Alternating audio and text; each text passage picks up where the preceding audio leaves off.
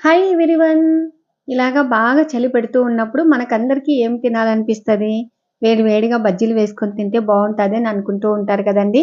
అలాంటప్పుడు ఇలాగా వెరైటీగా అరటికాయ బజ్జీలు తయారు చేసుకుందాము.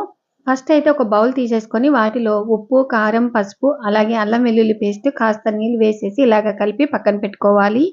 ఇంకా ఆ తర్వాత అరటికాయకు మొత్తం అంతా పీల్ తీసేసి అటు ఇటు కట్ చేసి వీలైనంత పల్చగా ఇలాగ కట్ చేసుకొని, మనము కలిపి పెట్టుకున్నటువంటి మిశ్రమము ఇలాగ మొత్తం అంతా పట్టించి పక్కకు పెట్టేసుకొని, ఆ తర్వాత అదే బౌల్‌లోనే కొంచెం శనగపిండి, బియ్యపిండి, ఉప్పు, కారం, పసుపు, కాస్త వంట సోడా, అలాగే వాము కానీ, జీలకర్ర కానీ వేసేసి ఇలాగా కొంచెం కొంచెం నీళ్లు పోస్తూ ఈ విధంగా కన్సిస్టెన్సీ ఉండేలాగా ఇలాగ కలుపుకోవాలి. ఇంకా ఆ తర్వాత వేడి వేడి నూనె పోసి మళ్ళీ ఒక్కసారి కలియబెట్టి మనము ఈ విధంగా డిప్ చేసేసి ఇలాగ ఆయిల్‌లో వేసేసి ఈ విధంగా కాల్చుకోవాలండి.